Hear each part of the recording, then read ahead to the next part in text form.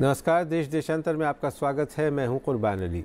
गुजरात विधानसभा चुनाव में बीजेपी 22 साल पुरानी अपनी सत्ता को बरकरार रखने में कामयाब रही है और छठी बार पार्टी राज्य में अपनी सरकार बनाने जा रही है। बीजेपी को गुजरात की सत्ता दिलाने में इस बार शहरी वोटरों ने बड़ी भूमिका निभाई है।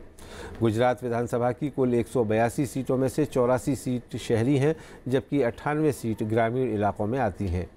इन नतीजों ने साबित किया है कि बीजेपी ग्रामीण इलाकों के मुकाबले शहरी क्षेत्र में लोगों की पहली पसंद है। अगर राज्य के 4 बड़े शहरों अहमदाबाद, सूरत, वडोदरा और राजकोट की बात करें तो इन शहरों की कुल 55 सीटों में से 46 बीजेपी की झोली में गईं, जबकि बाकी 127 सीटों में से बीजेपी को सिर्फ 53 सीटें मिलीं। इन 127 सीटों में कांग्रेस के खाते में 71 और अन्य को 3 सीटें मिली हैं। लिहाजा कहा जा सकता है कि बीजेपी को इन 4 शहरों ने ही बहुमत दिलाया, जबकि विपक्षी कांग्रेस पार्टी का वोट ग्रामीण इलाकों में ज़्यादा रहा। राज्य के सबसे बड़े व्यापारिक शहर सूरत और अन्य बड़े शहरों में बीजेपी का शानदार प्रदर्शन ये समझने के लिए काफ़ी है कि चुनाव में नोटबंदी और जीएसटी कोई बड़ा मुद्दा नहीं बन पाया। जीएसटी प्रभाव वाली 28 में से 26 सीटों पर बीजेपी को जीत हासिल हुई। ऐसे में सवाल ये उठता है कि क्या गुजरात विधानसभा चुनावों में शहरी और ग्रामीण मतदाताओं के बीच कोई विभाजन था? ग्रामीण इलाकों के मतदाता बीजेपी से क्यों दूर रहे? क्या इसके पीछे आर्थिक कारण हैं या कोई दूसरे अन्य कारण? देश देशांतर में आज बात इसी विषय पर। इस चर्चा में मेरे साथ जुड़ रहे हैं बीजेपी के लोकसभा सांसद राजेंद्र अग्रवाल, कांग्रेस पार्टी के प्रवक्ता प्रणव झा, राजनीतिक विश्लेषक डॉक्टर मनीषा प्रियम और वरिष्ठ पत्रकार निर्मल पाठक। आप सभी का स्वागत है। मैं मनीषा जी शुरुआत आपसे करना चाहूँगा कि इन चुनावी नतीजों का संदेश बहुत साफ है। भारतीय जनता पार्टी को जहाँ 99 सीटें मिली हैं, उनमें से ज़्यादातर सीटें यानी 46 सीटें शहरी इलाकों से, बड़े शहरों से मिली हैं, जबकि कांग्रेस पार्टी को ग्रामीण इलाकों में ज़्यादा बढ़त मिली। आपकी नज़र में क्या इसके पीछे आर्थिक बदहाली जो ग्रामीण क्षेत्रों में है, किसानों की समस्याएं हैं, वो कारण रहा या कोई और कारण आप समझती हैं?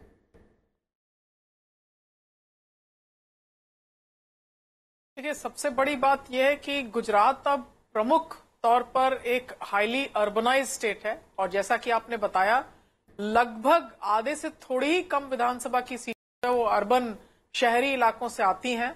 और नरेंद्र मोदी के लीडरशिप में गुजरात में जो विधानसभा के पिछले 2 चुनाव हुए, केवल यही चुनाव नहीं, उसमें बीजेपी की मुख्य स्ट्रैटेजी अर्बन एरियाज की सीट्स को जीतना ही रहा था। पीछे भी अहमदाबाद, वडोदरा और सूरत, 3 बड़े शहर के लगभग पूरे के पूरे सीट्स जो थे वो भाजपा के खाते में जाते थे और इस ट्रेंड को उन्होंने कंटिन्यू किया है। तो एक तरह से शहरी गुजरात, जो कि डिलिमिटेशन के बाद इस तरह से सीटें जो बढ़ी शहरी गुजरात की, वो पूरा का पूरा भाजपा अपनी बढ़त उस पर बनाए हुए है। केवल विधानसभा में भी नहीं, लोकल इलेक्शंस में भी वो यहां जीतता है। लेकिन इसके साथ यह भी कहना सही है कि रूरल एरियाज में कांग्रेस की पहले भी पकड़ अच्छी थी, लेकिन इस बार हार्दिक फैक्टर की वजह से रूरल एरियाज में जो मुद्दे रहे, मिनिमम सपोर्ट प्राइस के या फिर बेरोजगारी के, एजुकेटेड अनएम्प्लॉयड यूथ, उन मुद्दों को लेकर, अनामत को लेकर हार्दिक पटेल ने जो एजिटेशन चलाया, कांग्रेस ने बखूबी उन मुद्दों पर खुद तो नहीं एजिटेट किया, लेकिन उनके साथ अपना गठबंधन किया और इसका आप देख सकते हैं कि चुनावी असर जो है वो कांग्रेस के लिए अच्छा रहा। हार्दिक पटेल के वोट्स उनको ट्रांसफर हुए और ये कहा जा सकता है कि यूथ, रूरल डिस्कंटेंट, इन मामलों पर ऑपोजिशन की एक पकड़ जो है वो अच्छी बनी। लेकिन साथ साथ ये भी कहना जरूरी होगा कि बीजेपी के लिए ये 6th टर्म था। तो क्या एक्सपेक्ट आप करते हैं एक स्टेट इलेक्शन में 6th टर्म में फिर भी जीत दर्ज कर सकना? ये भी कोई छोटी बात नहीं, एक बड़ी बात है। ठीक है। लेकिन साथ साथ ये जरूर कहना होगा कि शहर, भारत और इंडिया की लड़ाई जो है वो पहली बार आपको गुजरात में अब देखने को स्पष्ट रूप से मिल रही है। जी मनीषा जी, आप रहे, मैं आता हूं दोबारा आपके पास। राजेंद्र अग्रवाल साहब, आप क्या कहेंगे कि भारतीय जनता पार्टी जहां शहरों में अच्छा प्रदर्शन करती रही गुजरात में, वहीं ग्रामीण इलाकों में वो पिछड़ गई और वहां कांग्रेस पार्टी को पिछली बार की तुलना में ज़्यादा समर्थन मिला और उसके ज़्यादा उम्मीदवार, 71 उम्मीदवार ग्रामीण क्षेत्रों से जीत करके आए हैं, जो 77 उम्मीदवार जीते हैं। क्या आपको लगता है कि ये जो ग्रामीण क्षेत्रों में या किसानों की जो बदहाली का एक मामला है, उसको कहीं ना कहीं आपकी पार्टी एड्रेस नहीं कर पाई? नहीं, ये बात तो चुनाव परिणामों से बड़ी स्पष्ट हो ही रही है जी कि शहरी क्षेत्र के अंदर अधिक सफलता मिली, ग्रामीण क्षेत्र में अपेक्षा कम सफलता मिली। वैसे थोड़ा सा ग्रामीण क्षेत्रों में के मुकाबले शहरी क्षेत्र के अंदर भाजपा का प्रारंभ से ही एक प्रभाव क्षेत्र रहा है, इसमें भी कुछ संदेह नहीं है। परंतु गुजरात के यदि संदर्भ में हम देखें तो निस्संदेह पिछले सफलता के मुकाबले इस बार हमारा जो ऐसा लगता है कि सीटों की संख्या घटी है, साफ दिख रही है ये। और इसका कारण ग्रामीण में रहने वाले अधिकांश जो हमारे किसान हैं या अन्य लोग हैं, उनके मन में कुछ बात जरूर होगी। कुछ जातीय आधार पर भी बंटवारा हुआ है। हमारी कोशिश थी कि ये बंटवारा न हो, लेकिन हुआ।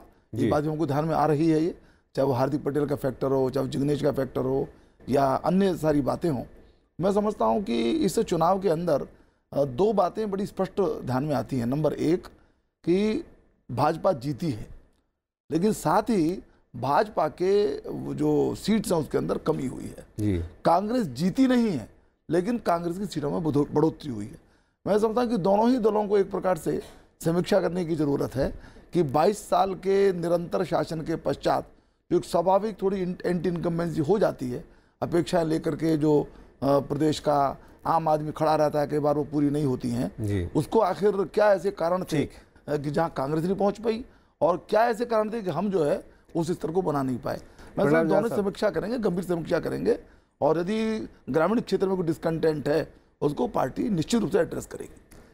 प्रणव साहब, आपकी पार्टी ने ग्रामीण क्षेत्रों में अच्छा प्रदर्शन किया, लेकिन शहरी क्षेत्रों में आप बहुत पीछे रहे।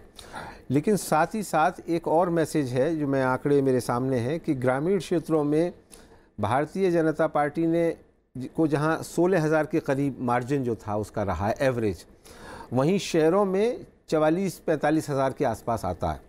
आपका जो मार्जिन है शहरों में वो 12,000 और ग्रामीण क्षेत्रों में 13,000 कुछ 13,500 तक जाता है। तो आपने प्रदर्शन अच्छा किया, लेकिन बावजूद इसके आपका जो मार्जिन है वो बहुत ज़्यादा नहीं रहा। आप क्या कारण मानते हैं कि आपकी जो सफलता रही ग्रामीण क्षेत्रों में, उसके क्या कारण थे? और शहरों में नोटबंदी और जीएसटी को लेकर के आपने बड़ा चुनावी मुद्दा बनाया था, वो नहीं चल पाया।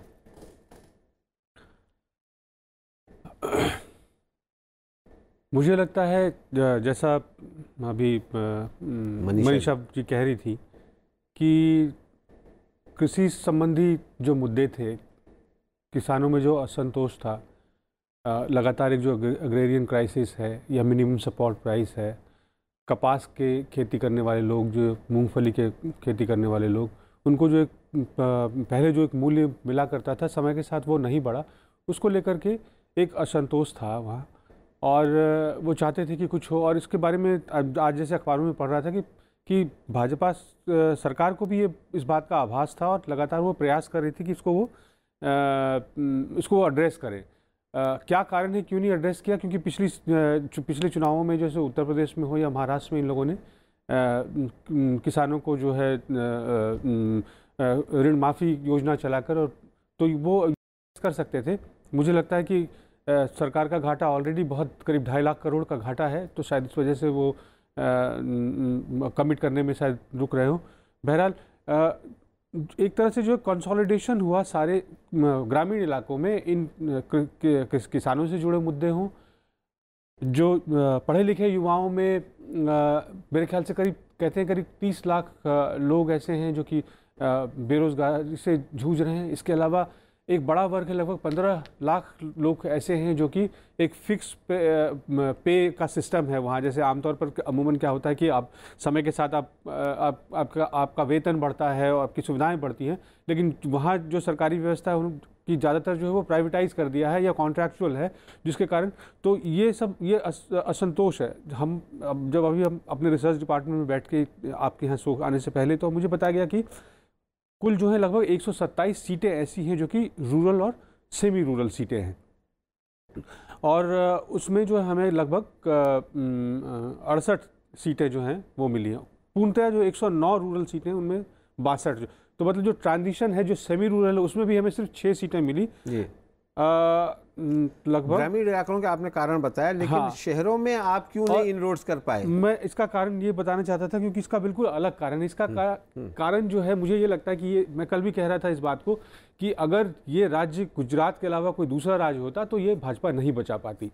और एक जो उन्होंने अपने आप को गुजरात में धीकरो की अभिव्यक्ति जो का प्रयोग किया, और उसके बाद की गुजरात की अस्मिता को जो उन्होंने इन्वोक किया, वो मेरे ख्याल से कहीं कारगर सिद्ध हुआ। और जो असंतोष था व्यापारी वर्ग में, जैसे सूरत से हमें लगातार खबरें मिल रही थी कि मिनिमम जो हम ये अपेक्षा कर रहे थे कि हमें 6 सीटें करीब मिलेगी वहाँ, 3-4 सीटें रूरल सूरत से और 2, और जब रिजल्ट आया तो बड़ा आश्चर्य हुआ हमें कि ये सीटें क्यों चली गई हमसे। 16 में से 15 सीटें बीजेपी जीती है। हाँ, और जहाँ कहा जा रहा था कि व्यापारियों में बहुत असंतोष है। तो मैंने पता किया वहाँ के लोगों से कि क्या हुआ अचानक रातों रात, तो मुझे ये बताया गया कि भाजपा की तरफ से जो शीर्ष नेतृत्व है वो सड़क पर उतरे रातों रात, और जो वहाँ जो ये कोई वैलिड रीजन नहीं है। वैनल में आऊँगा आपके पास दोबारा। निर्मल पाठक, आपको क्या लगता है कि ये जो डिवाइड हुआ है, कहा जा रहा है, आज सारे अखबारों में इसकी चर्चा है कि अर्बन रूरल डिवाइड, ग्रामीण और शहरी डिवाइड हुआ।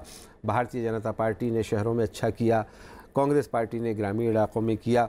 अभी जो कारण गिनाए मनीषा प्रियम ने और राजेंद्र जी ने भी और प्रणव जी ने भी, उससे आप कितना सहमत हैं?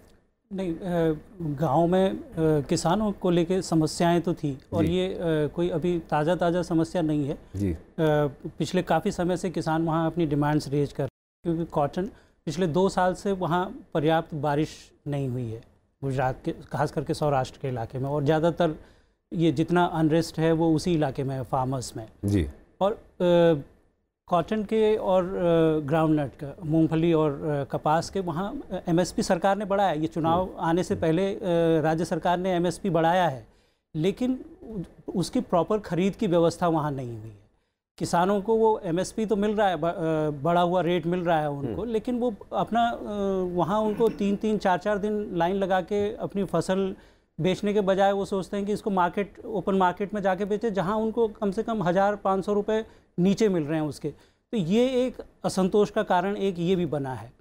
फिर पानी की व्यवस्था नहीं होना, बिजली कट, फिर जब माहौल एक इस तरह का, फिर ये पाटीदार आंदोलन जो हुआ, ज़्यादातर जो किसान हैं वो उस समुदाय से हैं, तो पाटीदार आंदोलन की वजह से एक माहौल बना किसानों में और एक असंतोष उसमें बढ़ा है, जिसका रिज़ल्ट ये दिखा है। लेकिन इसका शहरों में क्यों नहीं असर हुआ?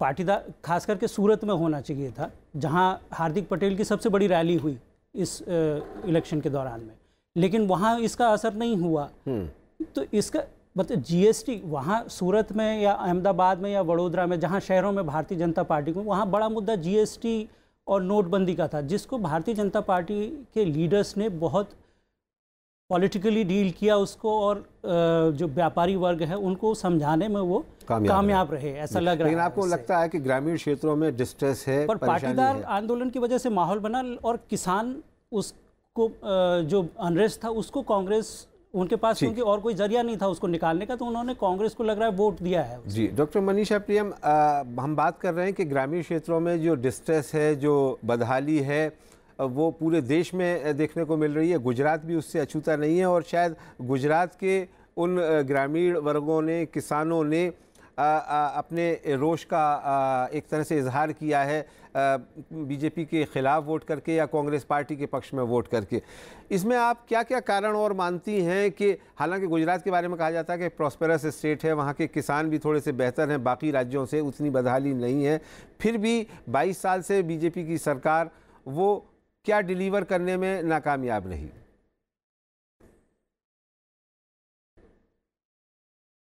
देखिए, एक तरह से नरेंद्र मोदी जी का वहां नहीं होना अपने आप में एक बहुत बड़ा मुद्दा बना।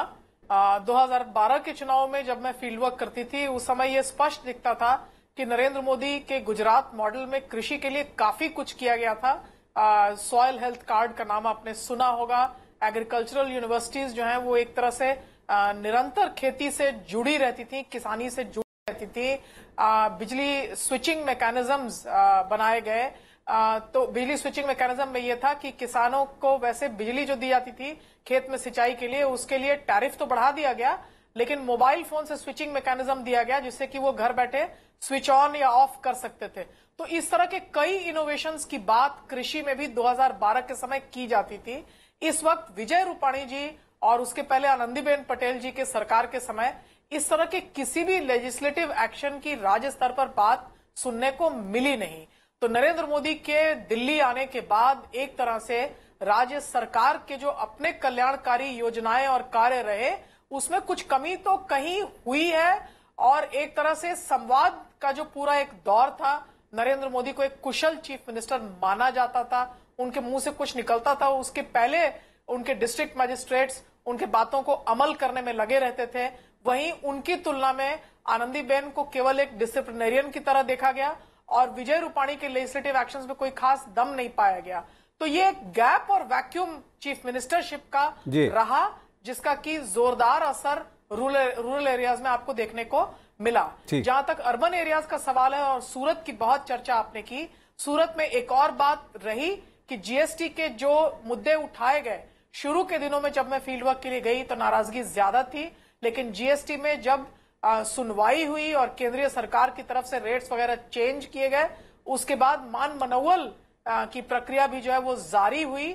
और ये आप हमेशा याद रखें कि सूरत में जो अर्बन लोकल बॉडीज हैं उन पर बीजेपी का दबदबा जो है वो बना हुआ है, और व्यापारियों में ये समझदारी भी है कि उनको जो काम करने के लिए जिस तरह के लॉ एंड ऑर्डर के समर्थन की जरूरत है वो नरेंद्र मोदी की सरकार या भाजपा उन्हें दे सकती है। तो मान मनोवल का जो तरीका हुआ केंद्रीय सरकार के द्वारा, उसको उन्होंने नरेंद्र मोदी की तरफ से कदम माना और उसका असर आपने फिर से देखा सूरत अर्बन में। तो कहीं ना कहीं कांग्रेस को या ऑपोजिशन को अगर सोचना है तो ये समझना होगा कि भाजपा का जो गढ़ अर्बन एरियाज में बना हुआ है, इसमें जब तक वो सेंध नहीं लगा पाएंगे तब तक एक आधा मुद्दे पर आप ये हमेशा मान के चलिए कि इस तरह का मान मनोवल भाजपा ग्रामीण इलाकों में भी कर सकती है, और अगर कोई नीतिगत इनपुट वो कर देगी तो ये सीट वास्तव में कांग्रेस के तब नहीं रह जाएंगे। ठीक है, ये एक तरह से डिमांड्स हैं मनीषा जी, सरकार अगर लोगों की डिमांड्स को मान लेती है तो इस तरह का आक्रोश जो है वो नहीं रह जाएगा। राजेंद्र अग्रवाल साहब, पार्टियों को ये समझना पड़ेगा कि जनमत संग्रह के लिए केवल एक या दो मुद्दों पर वो एक वेव राइड करने का काम नहीं कर सकते हैं, उनको ज्यादा स्ट्रक्चरल काम करना है। राजेंद्र अग्रवाल साहब, अभी जैसा मनीषा प्रियम कह रही थी कि विफल तो रहे हैं आप ग्रामीण क्षेत्र में, गुजरात में 22 साल की शासन के बावजूद अगर वहाँ किसानों को, मजदूरों को, गरीब लेबरर्स को अगर उनकी आकांक्षाओं और अपेक्षाओं पर खरा नहीं उतर पा रहे हैं तो फिर वो आपके खिलाफ जाएंगे, ये साबित हो रहा है इस चुनाव। नहीं, विफल तो नहीं रहे, मैं इसको नहीं मानता हूँ। यदि विफल रहते तो ये परिवर्तन 22 साल के बीच में क्यों नहीं हुआ जी? उनकी अपेक्षाएं पूरी हुई हैं जी, लेकिन शायद इस समय कुछ तात्कालिक कारण भी रहे होंगे। और जैसा मैंने कहा कि जिस पिच के ऊपर चुनाव लड़ा गया जी, वो भी फैक्टर्स उसके अंदर हैं जी, लेकिन सारे के सारे चुनाव के अंदर भारतीय जनता पार्टी की कोशिश ये रही कि चुनाव अपने विकास के मुख्य मुद्दे पर वो ले जाने की कोशिश करती रही। और अभी भी कहना है, हमारी कांग्रेस को भी कहना है, जैसे मैं जिस बात को मैं कह रहा था, इंट्रोस्पेक्शन कांग्रेस भी करे, केवल आलोचना करने से काम नहीं चलेगा। उनके पास जो भी 2, 3, 4 स्टेट्स हैं कि उन्होंने मॉडल खड़ा किया गया। आज यदि मान लीजिए कांग्रेस के नेता किसी बात को कहते हैं करप्शन को लेकर के या गुड गवर्नेंस को लेकर के या ट्रांसपेरेंसी को लेकर के, तो केवल 3 साल पहले की उनकी सरकार को क्या रिकॉर्ड है या जो अन्य प्रदेश जहां पर उनकी सरकारें चल रही हैं उसमें उनकी क्या स्थिति है। तो मेरा कहना ये, मेरी बात पूरी होने दें, मेरा कहना ये है कांग्रेस के लिए इंट्रोस्पेक्शन का मतलब ये है कि वह विकास के सही मॉडल के विषय में बात करे। वो क्या मैं कांग्रेस के और आपके इंट्रोस्पेक्शन की बात नहीं कर रहा हूं, मैं ये कह रहा हूं कि इन चुनावों के जो नतीजे आए हैं उन्होंने एक संदेश दिया है, वो संदेश और वो संदेश है कि वहां ग्रामीण क्षेत्रों में बदहाली है और उसको एड्रेस नहीं किया गया और उसकी एक नाराजगी का इजहार किया गया। बदहाली शब्द जरा ज्यादा सख्त है। अच्छा, मैं ये कहना चाहूंगा कि निश्चित रूप से जो परिणाम आए हैं इस बात के संकेत देते हैं कि ग्रामीण क्षेत्र की जो अपेक्षाएं हैं उन पर शायद 100% भाजपा पूरी नहीं उतरी। उसकी समीक्षा करनी चाहिए भाजपा को, और उन क्षेत्रों के अंदर दोबारा उनको रिविजिट करना चाहिए। हाँ, रिविजिट करना चाहिए। चलिए प्रणव झा साहब, आप क्या कहना चाहेंगे कि जो मनीषा जी कह रही थी उसमें आप सहमत हैं या उसमें कुछ और जोड़ना चाहेंगे? इसमें मेरे ख्याल से असहमत होने वाली तो कोई बात नहीं है जी। जब आप लोगों के पास जाते हैं, राजनीति में हैं आप, लोक सेवा के लिए हैं, जन सेवा के लिए हैं, और आपका लक्ष्य होता है कि आप जनता की ज़रूरतों पर खरे उतरें, उनकी जो समस्याएं हैं, उनकी जो आवश्यकताएं हैं, उससे पहले कि वो उसकी मांग करें, आप जो है उसको पहले अपनी योजनाओं से, अपने प्लानिंग से जो है उसको क्रियान्वित करें, तभी जो है आप एक के बाद दूसरी पारी आपको मिलता है। इसका प्रमाण है, अब दिल्ली की सरकार हो, आज भी लोग उसके समय के विकास की बात करते हैं। केंद्र की सरकार का भी उदाहरण दिया जा सकता है, यूपीए की जो दूसरी सरकार थी, क्योंकि योजनाएं नींव की तरह रखी गई और उन योजनाओं से न कहीं लाभान्वित हुए, और जिसके कारण अब जब दोबारा सरकार के पास जनमत के लिए जाते हैं तो लोग आपको वोट देते हैं। तो इसमें यह है कि गुजरात के परिप्रेक्ष्य में मैंने पहले भी कहा कि ये चुनाव अलग था, लेकिन ये चुनाव आसान था गुजरात भाजपा के लिए, इसलिए क्योंकि केंद्र में उनकी सरकार थी। आप ये देखिए, पहले दिन जब इन्होंने रोरो फेरी का जो उद्घाटन किया था उस दिन वो यही बात कह रहे थे कि अगर लोगों ने यहाँ वोट नहीं दिया, एक तरह से उन्होंने धमकी, थोड़ा कठिन शब्द कहने के लिए। राजनीति में नहीं जा रहा हूँ प्रणव जी, मैं सिर्फ आपसे सीधा सवाल ये कर रहा हूँ कि ग्रामीण क्षेत्रों में आपने बेहतर परफॉर्मेंस किया, उसका क्या कारण था, और शहरों में आप क्यों विफल रहे, इसका क्या कारण? गुजरात, जहाँ तक गुजरात की बात है, तो वहाँ की जनता को एक तो आपने शब्द यूज़ किया मान मनोबल का, मुझे जो जानकारी मिली अपने संगठन से, अपने लोगों से, वो यही मिली कि इनका जो संगठन है उन्होंने कहा कि हम आपकी जो ज़रूरत है, जो आपकी खामियां हैं, जो आपकी कमियां हैं, जो आपको परेशानियां हैं, उसको हम दूर करेंगे, उसको हमें थोड़ा समय दीजिए, और गुजरात का लड़का है, आपका प्रधानमंत्री है, आप उसको धोखा मत दें। आखिर में ये जब इस बात को इन्वोक किया गया, उसके बाद मेरे ख्याल से ये बहुत बड़ी बात होती है। अगर आप ये कह रहे हैं तो ये तो पूरे गुजरात पे लागू होती है ना, फिर आप ग्रामीण क्षेत्रों में कैसे बेहतर प्रदर्शन कर पाए? ये आसान है शहरी क्षेत्रों में, क्योंकि जब सेफोलॉजी में एक चीज़ जो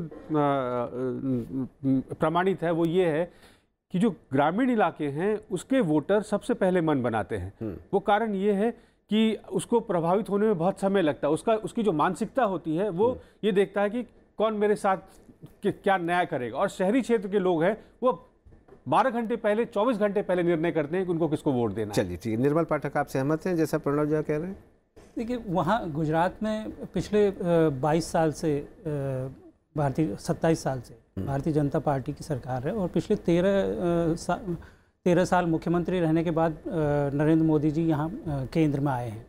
दोनों भारतीय जनता पार्टी के दोनों वरिष्ठ नेता गुजरात से हैं। दोनों ने पिछले 12-13 साल में वहाँ अपना संगठन उन्होंने ही बनाया। 10-12 साल में संगठन में सारे लोग आपके होते हैं, उससे पहले के लोग नहीं होंगे। तो उनको गुजरात में किस तरह से अपना रणनीति बिठानी है, इसका अंदाज़ है।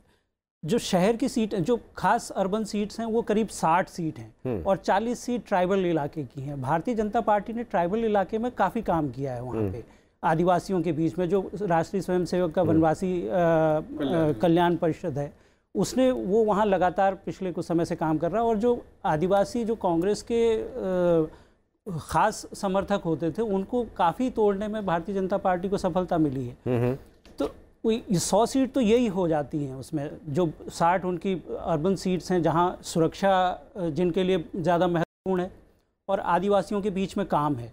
उसके बाद ये जो करीब 87-100 सीट जो भी बचती हैं, जिनको आप अर्बन और सेमी अर्बन और रूरल सीट मान लें जी, उसमें वो इस बार क्योंकि ये नाराज़ी बहुत ज़्यादा बढ़ गई थी, और माहौल एक जो पाटीदार आंदोलन की वजह से, जिग्नेश मेवानी दलित समुदाय की वजह से, जो पिछले 1.5-2 साल से जो बन रहा था, वो वहाँ तक बीजेपी अपने को, मेरे ख्याल से रूरल इलाके में उसने उस तरह से ध्यान नहीं दिया, और वो वहाँ काम उनको समझा नहीं पाए। ठीक। और किसानों में अनरेस्ट, तो प्रॉब्लम्स तो हैं ही जी, शहर की प्रॉब्लम्स तो उस तरह की नहीं होती हैं जो जिस तरह की ग्रामीण इलाके की प्रॉब्लम्स हैं जी। राजेंद्र अग्रवाल साहब, आखिर में आपसे मैं सिर्फ इतना जानना चाहूँगा कि 2012 में आप 115 सीट जीते, 2014 के लोकसभा चुनाव के हिसाब से आपको 165 सीटें जीतने चाहिए थे, और आपकी पार्टी के राष्ट्रीय अध्यक्ष ने 150 का दावा किया था। फिर 100 के अंक तक नहीं पहुँचना, 3 डिजिट में भी नहीं पहुँच पाए, कितनी बड़ी चिंता की बात है पार्टी के लिए? नहीं, चिंता की तो नहीं, मैं शब्द का प्रयोग पर सावधानी बरतना चाहूंगा जी। हमारे लिए जरूर समीक्षा का विषय है ये, और देखिए लोकसभा के विषय दूसरे होते हैं, विधानसभा के विषय वो दूसरे होते हैं, लेकिन कुल मिलाकर के अब यूं तो हम समाधान कर सकते हैं कि हमारा वोट प्रतिशत बढ़ गया जी, लेकिन इस समाधान का केवल ये एकमात्र कारण नहीं हो सकता है। सीट हमारी घटी है, हमारे लिए निश्चित रूप से एक गंभीरता के साथ सोचने की जरूरत है। और मैं उसी बात पर मैं अपनी बात को पूर्ण करना चाहूँगा कि ग्रामीण क्षेत्र के अंदर यदि कहीं ना कहीं कोई अनरेस्ट है, कोई डिसकंटेंट है, कोई असंतोष है, तो उसको समझ करके एक सत्ता का, सरकार का ये दायित्व भी होता है, उसको वो दूर करे, उनकी असुविधाओं को एड्रेस करे। और मैं समझता हूँ कि भाजपा करने में समर्थ है, क्योंकि सोच वैसी है, विकास परक सोच से वैसा हो जाएगा। चलिए, बहुत बहुत शुक्रिया राजेंद्र अग्रवाल साहब, डॉक्टर मनीषा प्रियम, प्रणव झा साहब और निर्मल पाठक जी इस चर्चा में भाग लेने के लिए। तो हमारे पैनल का ये मानना है कि गुजरात के ग्रामीण इलाकों में असंतोष है, किसानों में, मजदूरों में, कामगारों में, और उसका इजहार इन चुनावों में देखने को मिला। वहीं शहरी इलाकों में भारतीय जनता पार्टी के सफल प्रदर्शन ने इस बात को साबित किया है कि व्यापारी वर्ग जीएसटी और नोटबंदी को लेकर के जो चिंताएं व्यक्त की गई थी, वो उनके उस पर ज़्यादा उसका समर्थन उसने नहीं किया, बल्कि उसके खिलाफ जाकर के मतदान किया। देश देशांतर में मेरे साथ इतना ही। नमस्कार।